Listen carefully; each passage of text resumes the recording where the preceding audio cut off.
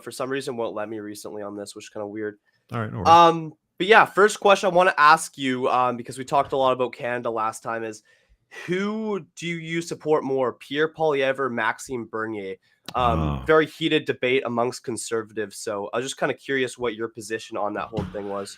Political questions. Yes, we love it. These did really good on TikTok last time. So talking about Canada. Pierre Poilievre or Max Bernier. Yes.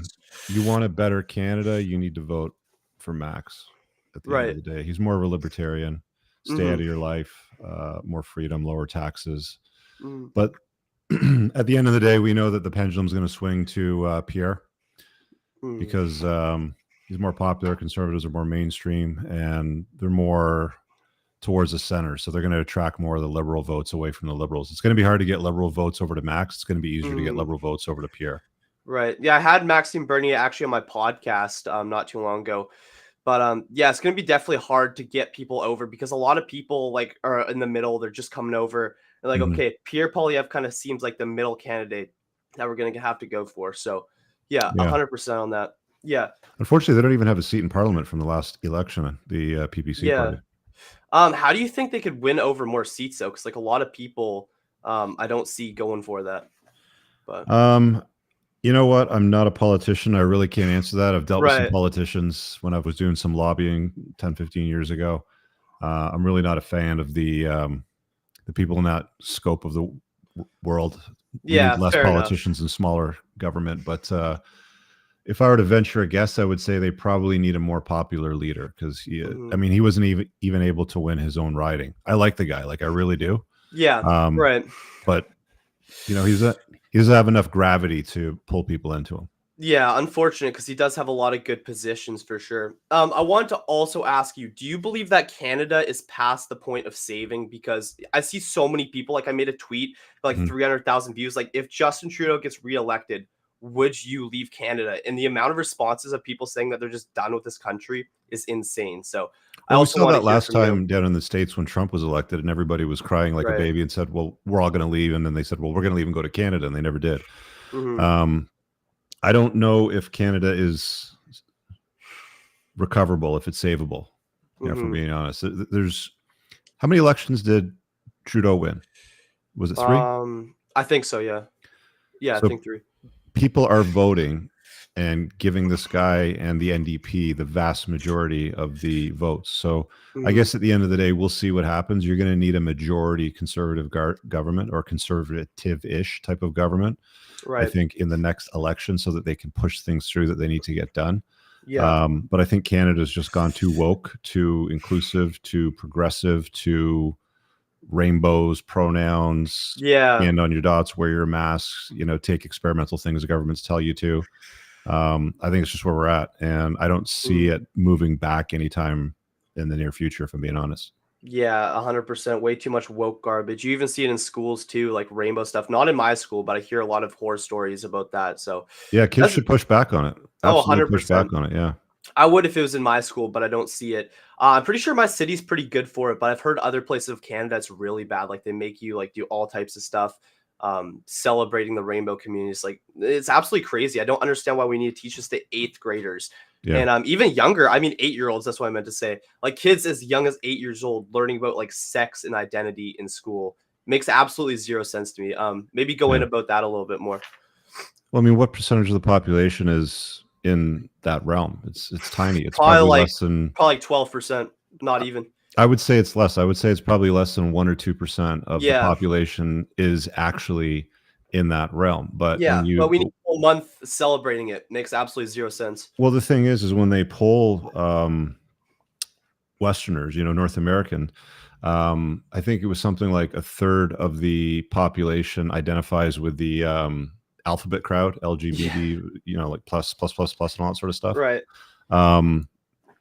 And the guys do it because they're not getting girls, and they think that if they identify in that space, that girls will like them more. And the girls in that space that identify with that want more. It's weird because they want traditionally masculine guys, but also male feminists. I know. And you don't get those two qualities in a man. It's like make up your mind. Do you want masculine or feminine men? But majority of men these days are absolutely feminine. They want What guys that they can run is what they want. Yeah, 100%. Like they want the guys are gonna cook instead of them cook. It's Right. absolutely insane. This segues to another question that I have. Do you think that chasing girls at my age is too much of a distraction from my goals? Because this is a really big debated question. Like, should you focus, like, grind, build your business, go to the gym, or should you get girls, or can you do both at the same time? What do you think about that? I think you can balance it, but I think the priority should be on chasing excellence. Yeah. Um, Develop a good friend circle, learn important skills, how to make money, physical strength, combat skills. Those things are more like, what are you going to do at 16, 17, 18 with a girl, right? You're going to, you're going to hang out. She's going to hang off your arm. You're going to cuddle. You're going to kiss and stuff like, like you're not going to start a family at 18. Right. And you don't want to either. Well, 1,000 years ago they did, but today is a totally different time. Right. 100%. So chase excellence. And then once you're at the top of your own pinnacle, your own mountain, then the girls will come after because they see the type of man that you are and that you built. Because no girl's coming after you if you've built nothing, right? Like if you're just like some bum working at Subway or whatever, and you're like 50 years old, no offense to those people, but the girls want the winners at the end of the day. Yeah, I always say that women wait at the finish line and they pick the winners. So I mean, right. Look, if you're a 20-something that has a good life going, you've got some cash, you've got some maneuverability, you drive a nice car, you're way ahead of the game versus the vast majority of the 20-something population. A lot of guys get mad at that because they think that it's hard work or there's only so much money out there, or you need to have more humility. The world isn't built on humility. The world's built by assholes, and assholes are the people that get things done. That's true. That's so true. What advice would you give to young kids who may be watching this to reach that pinnacle, to be winners in life? Because you see, it's like it's promoted that they want people to be losers. They want people smoking weed, doing absolutely nothing, jerking off like 10 times a day. Like they don't want people going out into the world and winning, starting a podcast, networking, talking with influential people. What advice would you give to teens and anybody watching this to get a head start and be successful in life?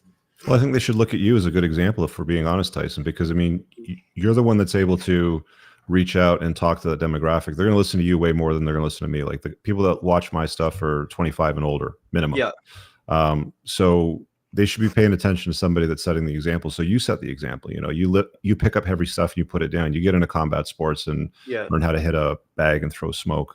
Look for ways to make money. See if there's a way that you can publish a book, for example, like the gatekeepers to a lot of the things that existed when I was a kid, when I was your age, are all gone now. You needed to have a publishing company to write a book. You don't need that anymore. You can do it yourself on Amazon. You needed to have a contract with a cable company if you wanted to broadcast. You don't need that today. You can just go live on Restream and you're on YouTube, Rumble, and everything else, right? Yeah. So if you've got a good message, an important message, and you want to build a community and a network, do it. Absolutely do it, and pass on that message, because it's not getting out there, man. Because if you don't do it, they're just going to cram rainbows and butterflies down everybody's throat and soften them up and turn them into these weak little molasses balls of nothing. Yeah, and you see the top streamers too, like Aiden Ross. I saw he was like admitting to jerking off to like some OnlyFans chick to her face. You see that clip? Was that you that tweeted it? It was either you or Myron Gaines, I think, that said that. A lot of these very popular streamers, like Aiden Ross, Sneeko, Neon. I like Sneeko, but he's kind of, I don't know. I've streamed with him before. He's a pretty good guy. Yeah, I mean, he seems to be. You can see him working through his shit, right? Like you can see Sneeko working through his shit. He's letting go of the belief systems that didn't serve him, i.e., I'm gonna cuck myself and let another guy be with my girl. Yeah, that's crazy. That's crazy. So, he's past that though, I think. Yeah, so that's fine. I mean, he fell for the bullshit when he was younger and the lies, and this is how things are supposed to be. And he's grown from that. But I think a lot of these very popular streamers they need some kind of management, for being honest, because they say and do things that aren't conducive to what it is that their goals are. Like you can see what their goals are, right? Like they want to do something with their life, but then they goof off and they play, these silly games with women, or they surround themselves with losers, or they'll get themselves involved with less than ideal women. You've got to manage your reputation. And I think that's something that comes with experience. it's very difficult for young men to do that. So looking towards mentorships, older guys, guys around my age, Yeah. for guidance in those areas of life, I think are a great idea. And if you have people listening to what you say, you have a great responsibility with that too. Exactly. Why do you think Andrew Tate keeps streaming with Aiden Ross? Because Andrew's done like multiple streams with Aiden Ross, and it always ends with Andrew Tate said like you're a drug addict loser, which is really funny. It's great content. I see why, but I wonder why he goes on people like Aiden Ross's stream and not like other people who are trying to promote a better message. Like there's so many other podcasters putting good into the world, but he Yeah, I know. chooses to go on to mainstream people like Aiden Ross. Yeah, no, because you're trying to get Tristan Tate on your podcast. I know Yeah. that you've been pinging him quite a bit on social Yeah. media. Yeah. The difference Almost between too Aiden much. Ross and you is Aiden has a much larger audience, and Exactly. the Tate brothers are smart guys, so they know that it's basically called newsjacking. So if you can put yourself in front of somebody else's audience on their platform and it's large enough, it's worth your while, even though you don't agree with their messaging. Yeah, right? that's fair enough. It always works though. Yeah, exactly. Yeah, definitely good marketing play for sure. Tristan Tate told me that he would come on my podcast once I reach 100,000 on Rumble, which like I thought that was really nice that he would like offer to come on my podcast and agree. But 100,000 on Rumble, if we're being honest, that would probably take me like 5 or 6 years of growing. Which I'm definitely not afraid of hard work. So that's why if that's what I have to do, then that's what I'm gonna do. But I'm finding Rumble's a lot harder to grow on than it's way harder. what my expectations were. It seems like the YouTube algorithms work better. Yeah. With the sorts of conversations that I have than Rumble. I Yeah, still Rumble's cast algorithm is terrible. Rumble, but it doesn't seem to recommend my stuff to new viewers for some reason. So yeah, I'm not really sure what that's about. Their discovery system is horrible. They prioritize live streams over videos. So if you go live, you'll get a lot of people. But if you just post a video, then do you have to go live directly through Rumble, or can you go live through StreamYard to Rumble to get StreamYard to Rumble? Yeah, that's what I'm doing, and I'm really not getting the bump either. Yeah, it's weird. They also promote like a lot of people like Kai, Sanat, and Speed are like big streamers. They sign with them. Just like all the mainstream people they promote, but they sign contracts with them. Is that? Yeah. Okay, Also, I think Sneeko has a contract with them too. Yeah. So they're just promoting like their top guys, and then everybody else is kind of like, okay, well, you could kind of eat shit. Which, there you go. I don't know. There you go. There it is. A lot of big tech platforms are like that, though. Unfortunately. Okay, another question. Okay, how did you make your first $100,000? Because I'm kind of struggling right now to make money. I'm thinking about getting a job with my friend. Honestly, the podcast doesn't really pay that well, as I'm sure. Well, I don't know how much you make. I'm not going to ask, but podcast isn't really paying that much right now, and I want to set myself up for the future to be financially free. So, what advice would you give to me financially? Because like I kind of do see you as a mentor. So this is almost like a one-on-one mentor session. Of course, we're streaming it too. But how many views do you get monthly right now? I think last month I posted like 1 or 2 videos. I don't know why I posted nothing, but I think I got 20,000 last month. Usually it's around like 60 to like 80,000. Okay, so you're on the right path. If you're doing about 250,000 to 500,000 views a month, now you've got a large enough audience that you can start to monetize, right? So you could sell a book, you could put together a community. You could put together, like, school's a great platform for stuff like that. We're going to be launching a community on School on June 1st. We're going to call it the School of Unplugging, which will be all the basics of understanding what you need to sort of level up. So there's all kinds of different ways that you can monetize it. But I would to be honest with you, getting a part-time job and just punching a clock and getting taxed and doing all that sort of stuff. I would focus on putting out content. It's more about consistency. So set a schedule, like say every Friday at this time, you're live for 90 minutes and you're doing your podcast. And then you've got another show another day of the week. You could even do a whole bunch of shorts and clips, but I would commit to a regular schedule of content production and then just stick with it. And, when the views start to accumulate monthly, that's, you should be able to monetize the channel too. So they should be able to throw ads on it, obviously.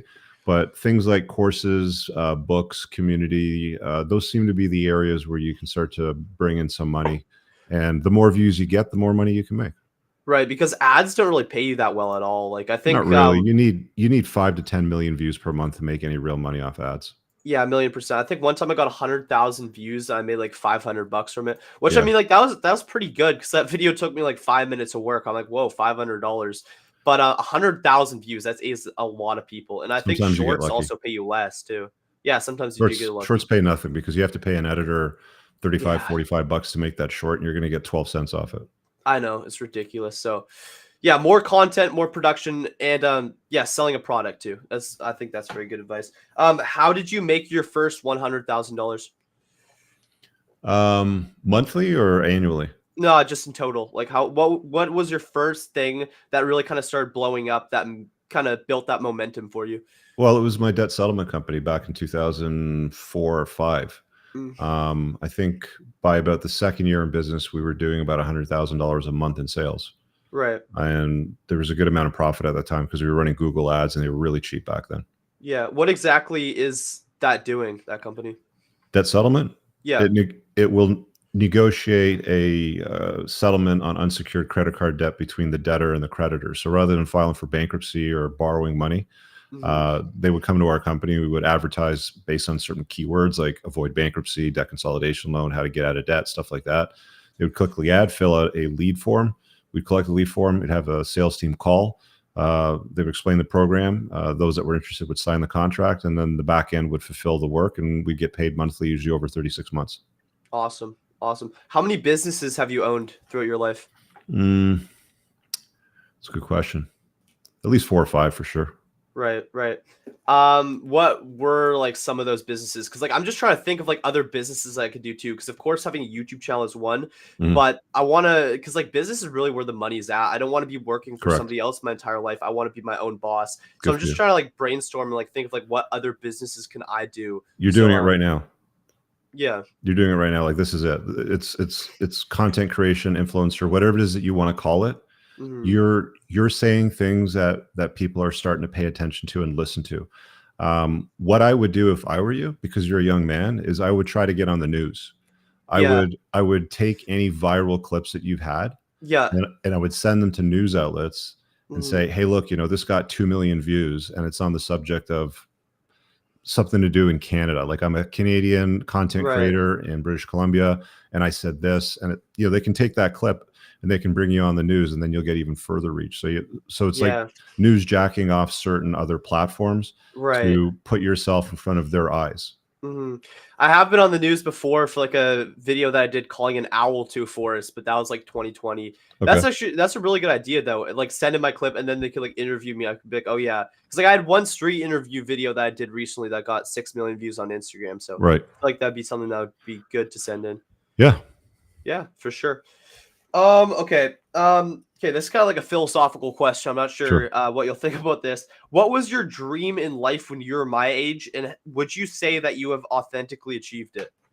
So when I was your age, I think about a little bit older, I wanted to be a RAF fighter pilot flying Harrier jump jets. So in 1982, there was a Falkland War between the United Kingdom and Argentina, and they sent down a bunch of ships, including I think 2 aircraft carriers, which had Harrier jump jets on them. I was born in England, so I would qualify to apply to the RAF to go through the program and fly those jets. So I went through the application process. It turned out I was too tall for the cockpit because I'm 6'2", and I think the cap was something like 5'8". Wow. So I was too tall for the cockpit, and they needed perfect vision. I didn't have perfect vision at the time either. So plan B was entrepreneurship for me. Awesome. So yeah, that's cool. So you've basically authentically achieved your plan B dream. Yeah, which is awesome. 5'8" though, that's a crazy wow. Yeah, apparently most fighter pilots aren't that tall. So the size of the cockpit's quite a bit smaller than you think it is. Wow, that's ridiculous. Jeez. Okay. Sorry, I just got like so much stuff written down here. So if I keep looking down, it's just my notes. I'm here. Okay. Okay. So right now I'm almost in a period where I feel like I'm not making so much progress. Like, of course, I'm still going to the gym. I'm still doing my podcast. I'm still doing stuff. But I almost feel like the momentum is not really in my favor. So have you ever had periods in your life where you almost felt kind of stuck? And if so, what did you do to build momentum to overcome it? This too shall pass. It always does. Look, when it comes to creating content and broadcasting your message, the algorithms will like you. They will dislike you. You have to also remember that a lot of these platforms will censor or retard certain talking points or conversations because it goes against their narrative, right? Most platforms are more left-leaning, right? Like YouTube, Meta, Facebook, Instagram, all that sort of stuff. So if you talk about things like you do around politics that are outside of left-leaning narratives, then they'll start to suppress your message. So you've got to focus on platforms like Rumble and Twitter X, the ones that are more of like a free speech type of platform. But just keep broadcasting. It's like, the interesting thing about putting out content is most people give up because they don't see the results fast enough. Like they expect to just hit the record button or the go live button, and within a few months they'll be a superstar and have 1 million followers, and they'll get brand deals and where is Lambo, sort of thing. The truth of the matter is it took me at least 2.5 to 3 years. Like if I could pull up my YouTube stats, like in my studio, there's a good 2.5 to 3 year period while nothing happened, literally for that period of time. Almost nobody was watching me, but I just kept going until at some point there was a video that got picked up in the algorithms that made the channel more popular. More people subscribe, more people watch, and then they started to recommend my stuff more and more. You just have to keep going. Like it's just consistency. A friend of mine is a book publisher, and he's put out over like 1,500 titles. So he knows his stuff. Like he knows how to create books, sell them on Amazon, and make $150,000, $200,000 a month. So what he's doing now is he's creating his own personal brand where he's talking about how to publish your own books. So this new YouTube channel, he's committed to doing 100 videos. So easily, if you do one video a week, 52 weeks in a year, it's basically 2 years of work. So his commitment is 2 years of work before he's going to quit. Yeah. I heard if he quits. Right. I heard if you post 100 videos, just like there's no chance if they're good videos that you don't do well. Like if you make 100 solid videos, the algorithm at one point is going to bless you. There's no way that you make 100 actual good videos and you just flop. That just doesn't happen. Fingers crossed. Yeah, fingers crossed. Yeah. Hopefully the YouTube algorithm will bless them. Okay, so I've seen actually that you've done podcasts with Myron Gaines from Fresh and Fit. Yeah. That's really cool to see because that's a podcast I also watch a fair bit. So I was just kind of curious, how are you able to meet Myron Gaines and kind of network with those people? Myron was in my community and I mentored him years ago. Really? Yeah, he didn't even have the Fresh and Fit podcast. He was doing unplugged fitness. I think at that time he was more of a fitness guy. Like he wanted to create fitness content. So he joined my community. He was paying for mentorship and he was a mentee of mine for a period of time. So he's doing really well with the Fresh and Fit podcast, good for him. Like everybody just starts somewhere, right? Exactly. Yeah. And that's also kind of another question. What is your number one advice for networking with people? I asked a lot of the people who come on my podcast this. I think I asked everybody who comes on this question because I think that's one of the most important skills is it's not what you know, it's who you know. So what would you say as to meeting influential people and being able to have them on your podcast, for example, or go to dinner with them? Yeah, it's very difficult because to invite them on your podcast, like you found out with Tristan Tate, he wants to know that you have an audience. So he's like, I'm happy to talk to you, but do you have an audience that's going to be watching if I'm going to talk to you? Yeah. So generally speaking, the larger their name is, the bigger their following is, the larger they're going to expect your audience to be. I'm not so worried about that. At this stage of my life, I'm happy to talk to pretty much anybody. If they have something going on anyway, like there has to be more than 2 subscribers. Yeah. Put it that way. Right.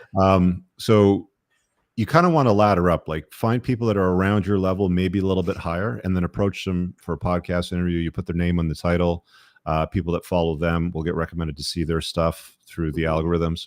As far as networking goes, I would go as old as you can network and as experienced and as influential as you can network with. So if you have the choice between somebody that's like 25 with 100,000 following, with some experience in, I don't know, let's say watch trading, for example, and somebody that's like 50, which has a lot more experience and slightly more of an audience, I would deal with the older guy because because wisdom comes from experience, right?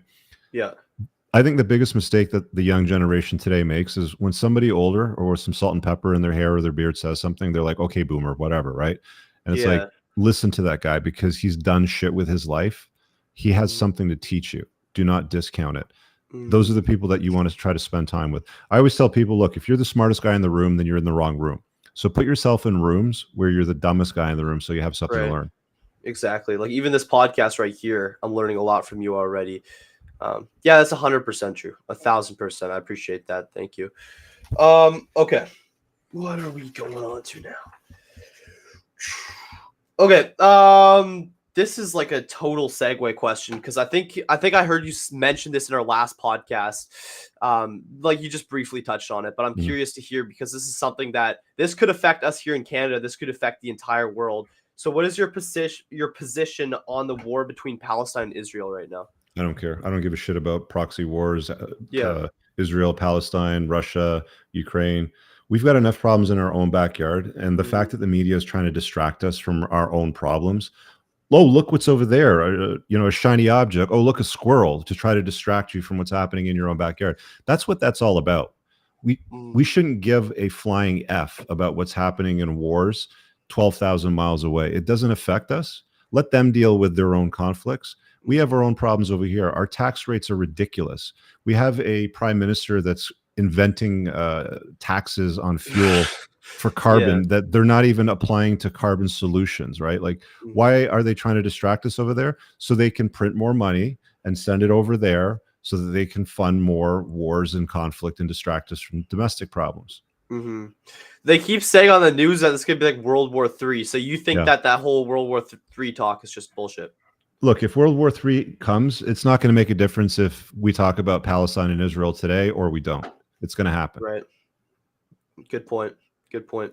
It is gonna if it does happen, it's gonna be kids like me that they're gonna be trying to send as well, which is scary to think. So let's pray that doesn't happen. Yeah. It's funny. I wrote down so many questions, but it feels like we're just absolutely flying through them all right now. All right. But it's awesome. I got 90 minutes, man, so I go as long as you want. Okay, perfect. Also, if anybody in the chat has any questions, also definitely write those down for sure. Okay, what do you think is the best skill to have in this day and age? What do you think is a skill that if I were to dedicate all my time to learn it right now, that would end up paying me the most?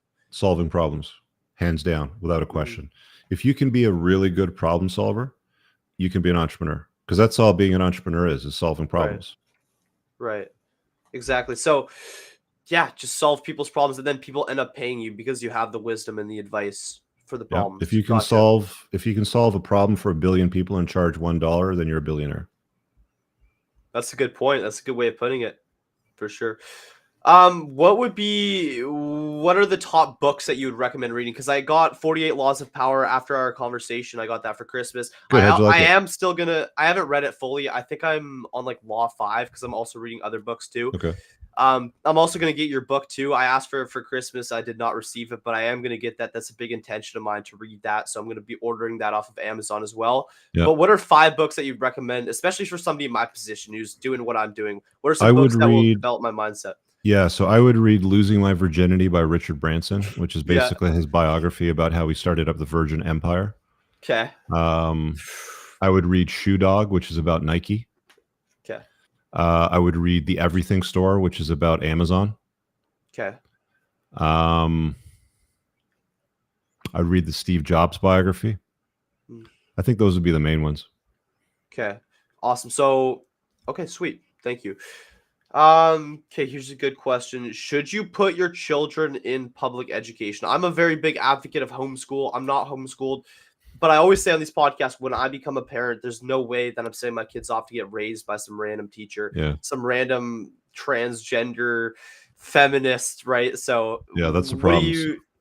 So if you have the means, I would certainly recommend that you homeschool your kids, because they're going to indoctrinate your children with the beliefs that they want them to subscribe to. The entire school system today is an indoctrination camp to brainwash you to become a good little obedient slave, so that the next time they want you to stand on dots and wear a mask and take an experimental jab, you're all going to agree doing it, right?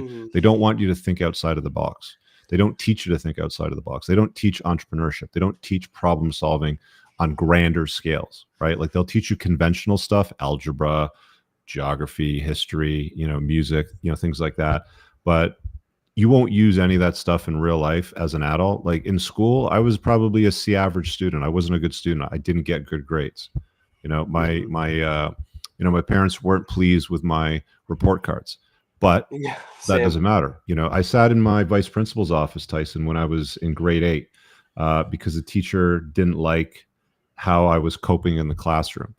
And they brought in this Ministry of Education tester, and they did an IQ test because they thought I was stupid or something like that. So I went through the test, and I vividly remember the tester with a clock, and he'd be like, click, start.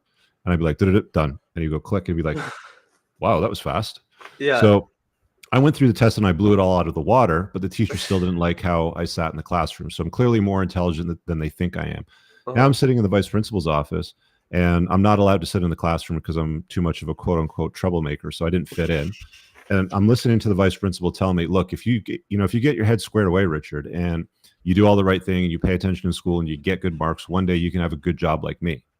Yeah. I've had not even days, but I've had an hour span in my life where I've made more money than what that vice principal made in an entire year. Yeah. So listening to people like that lecture me on life skills and money, yeah, you have to go bigger than that. Exactly. It's like, don't take advice from somebody who's not in a position that you want to be in. Exactly. I always say, if you wouldn't trade your life for their life, then why are you listening to their advice?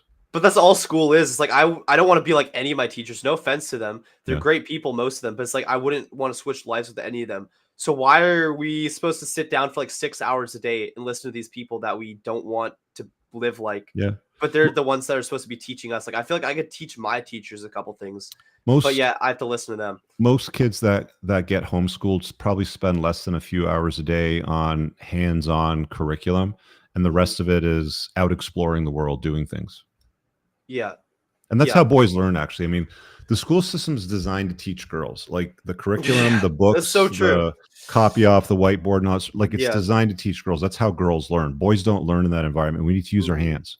I feel like we need like a martial arts class. Like we need like a boxing class. We need a weightlifting class. Like we don't need to be like sitting down for hours on end. Like humans in general also aren't meant to sit down for that long as well. Exactly. It's like they're preparing you for the desk office job that you're going to be able to get if you're a good, agreeable boy in school.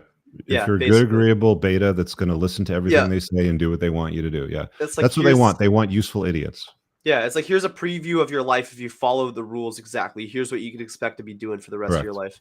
Yeah, 1,000,000%. Okay, what do you think about the World Economic Forum and Klaus Schwab? Like, do you think that they actually have a really big impact? Because here's a comic here that says you will own nothing and you'll be happy. What do you think about that whole organization? They've been saying that for a while, actually. The sales pitch that I heard about 15 years ago at a conference, this was around the time when they were working on Airbnb and Uber before it was really popular. And the notion back then is you won't need to own a car and you'll be happy about it, because Uber, you can go to your app, push a button, the car will come to you and drive you somewhere. So, the notion of you'll own nothing and be happy about it is quite old. It's about 15 years old. It's probably even older than that. And that came from the, the economy with Airbnb, Ubers, Lyft, like all of these sort of platforms that are very popular and successful now. The thing is who's going to own the stuff then, right? Because if you're not allowed to have property, who's going to own it? It's going to be the elites. It's going to be the WF guys, right? So as far as Klaus Schwab and his band of cronies, I'm not a big fan of them at all. There are more people that are trying to impose their beliefs and their ideas on our lives and sell us some notion as to why, under the guise of something like climate change or electric cars are better for you or something like that. Right. They're not telling you the whole truth. What they want to do is they want to control your life more. The difference between an electric car in 2026 and a carbureted car from the 1970s, for example, is the government has no control over that older car. Newer cars, there's legislation that's being passed, by the way, which is going to allow the government to push a button and turn off your car. No way. No. True. And the argument that they're going to use for it is, well, we don't want another OJ Simpson, type of scenario, or a bank robbery theft where it endangers the public. We want to be able to identify the vehicle, hit a button, and it shuts down the vehicle, and everybody's safe. That's the argument that they're going to use. But what they're going to use it for, in reality, is they're going to say, oh, you've exceeded the monthly allowance for mileage and your carbon credits, and you have to pay these extra taxes, or you've driven your car too much already, and we're going to shut it off, for the next 72 hours because you've driven too many kilometers. So you'll have to get a bicycle and walk or something like that.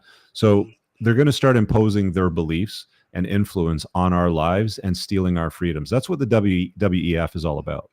Yeah. 1,000,000%. It's everything to take away our personal freedoms. It's Yeah. like, yeah, why would anybody want a car that the government could just turn off at any time? It's like it's almost like you like being controlled by the government. Like there's people out there who want to be like manipulated and controlled. It's so weird. Humans throughout history, Tyson, if you start to read some history, have always loved a ruler. Humans love to be ruled. Okay. So it's very easy for the government, kings even back in the day or whatever, to tell you a story that they're doing something for your safety and that you should go ahead and do it. Like go back a few years ago to the scamdemic where they said, you're all going to die. The White House put out a press piece on their website that said, enjoy your winter of darkness because you're all going to die if you don't take this experimental jab. Yeah. And the survival rate was exactly the same as a common cold. It turned out at the end of the day. But they locked us in our houses. They prevented us from traveling. Yeah. If you didn't take their experimental jab, you couldn't get on planes. You had to stand on dots. You had to wear a face diaper when you went into a store. Yeah. It was a big shit test. It was a big test to see how compliant we could make the mainstream population be. Never forget that. Never, ever, ever forget what they did back then. Yeah. What would you say when somebody would tell you to put on a mask? What was your response? You know what? Early on, I was like, okay, I'll wear the mask and we'll see what this is all about. But when it became evident that nobody was getting sick around me and nobody was dying, and we all look like a bunch of idiots driving around in our cars with the windows up wearing masks, by the way, I was like, I'm not doing this anymore. Yeah. This is stupid. It's clearly not a problem. They're lying to us. I'm not doing it. And I just didn't wear a mask. Yeah. Did you ever have a problem of like people trying to kick you out of their stores? Because I was like, oh, it's mandatory. Like you could get arrested or you could get kicked out of a store. Dude, I'm 6'2", 215 pounds. I look like I can smoke anybody if I want to. Nobody bothers me when it comes to stuff like that. There's a few people that'll give you the side eye, like the betas and a couple of the Karens will, give you this. It's like, look if you want. Take a picture, sweetheart. It's going to last longer. Yeah, exactly. 100%. It's like, yeah. 1,000%. One time some guy like yelled at me because I had it below my chin in Walmart. I'm like, bro, don't you have bigger problems in life than some like 14-year-old walking around who could actually breathe? Yeah. Ridiculous. Do you have a hater in the comments, Rich? Somebody says, I love how this guy with zero teaching experience is talking about instructional methodology like he's an expert. Big L. This is from Brady P. What do you have to say to that? Who cares? Yeah. He's some loser in the comments. Why do I care? Yeah. I just wanted to see if you're about to roast him because I was about to laugh. I don't understand why some people will fight to the death to defend the public school system. Like even my grandpa too will like, that's a hill he'll die on. Is like, okay, school is a great thing. We always have this argument of me trying to like say that school is not good for kids. And there's so many people that's the hill that they'll die on. But you have to remember, Tyson, like that generation, like your grandfather's the same age as my father, right?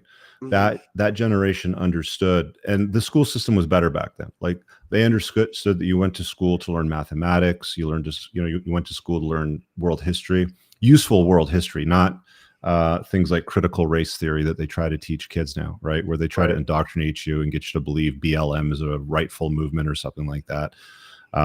So back then, it was a useful thing. I think that's changed over time, and the school system has become an indoctrination camp. And at the end of the day, even at the time when I was in school, clearly you don't need a marks to live a great life, have flexibility and freedom, and be happy, because I was a C average student and I'm far more wealthy and successful and knowledgeable than the vast majority of the population out there.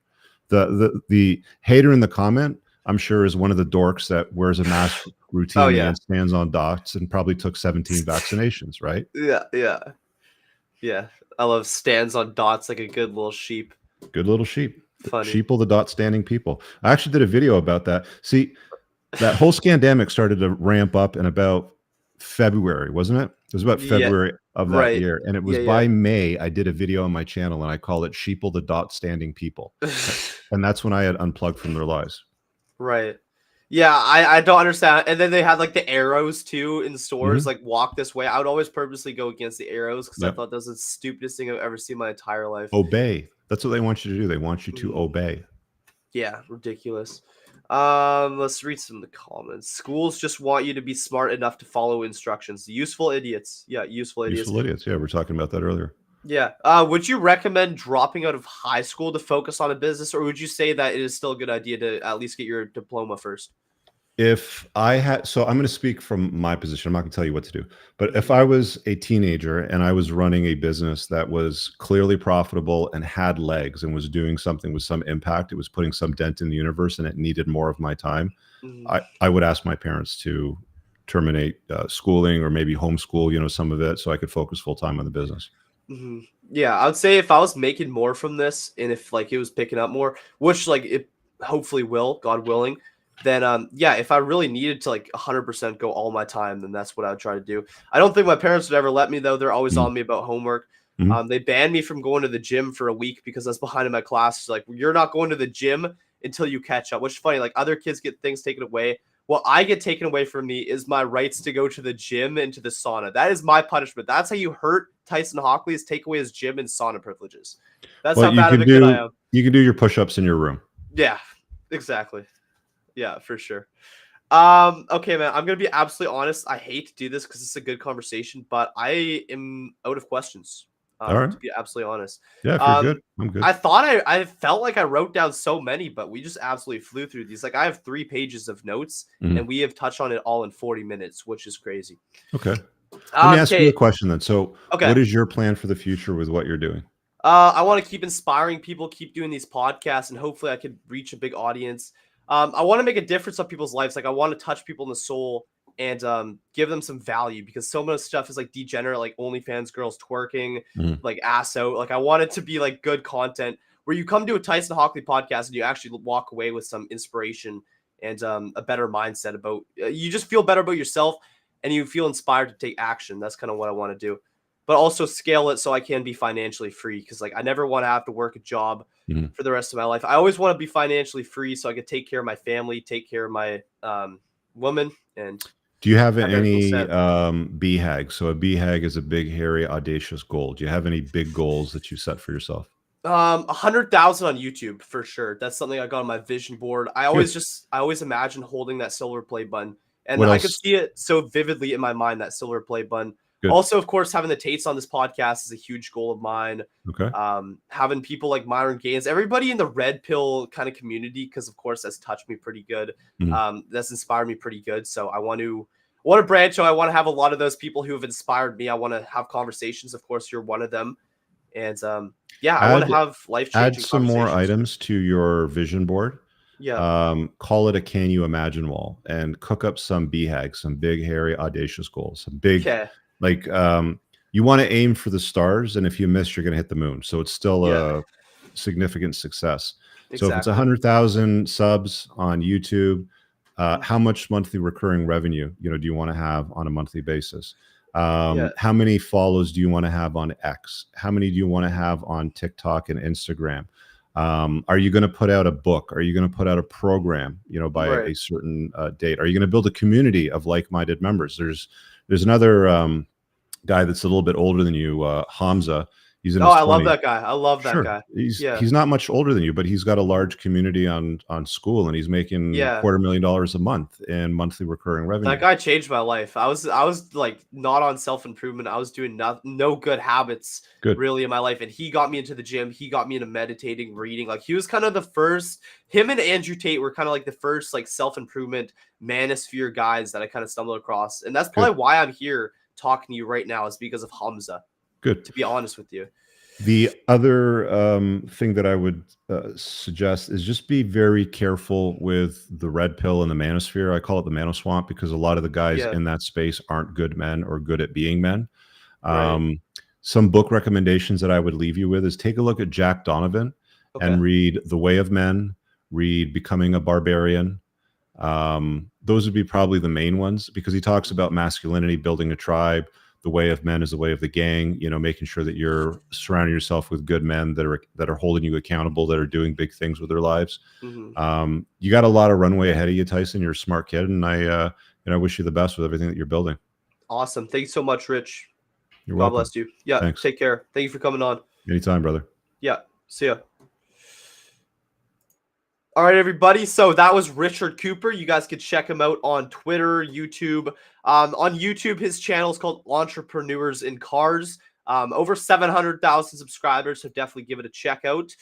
Can you put a link to Hamza? Yeah, I got you. Yeah. So Hamza fully changed my life as well. It's kind of cool that he mentioned him because, yeah, no, Hamza is a great influence. A lot of my friends, a lot of my newer friends I'm meeting, we're kind of bonding over the fact that we all watch Hamza and all these people, all these self-improvement YouTubers. So yeah, I'll definitely pop a link. I'll also pop a link, of course, to Richard Cooper.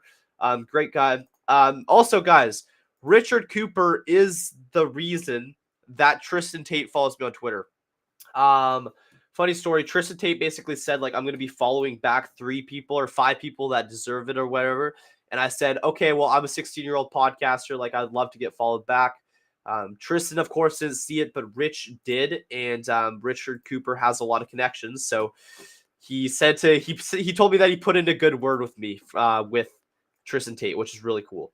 Yeah, which is really awesome. So he is the reason that I am followed by Tristan Tate. So here's Hamza's link. Guys, if I sound sick, it's because I am. My nose is absolutely stuffed. Okay, so there's Hamza, and then I'll get Richard Cooper's YouTube channel link. I'm also going to get Richard Cooper's book. Check it out, The Unplugged Alpha. I think it's on Amazon for sure, and I'm sure it's on all other digital platforms. So there you go. So the first link is Hamza. Second link is Richard Cooper's YouTube channel. So God bless you guys. If you're new, please hit the subscribe button. Thank you all for watching. Have a great day. And yeah, I'll see you guys in the next one. Derek Rance, shout out to you. Straight Chad, shout out to you. Kimberly, shout out. Christina, shout out. Oliver Warm Flash, shout out to all you guys. Lucette, shout out to you. VK Travelog, what's up? Yeah, shout out to everybody in the chat. Appreciate you guys. All right, God bless you guys.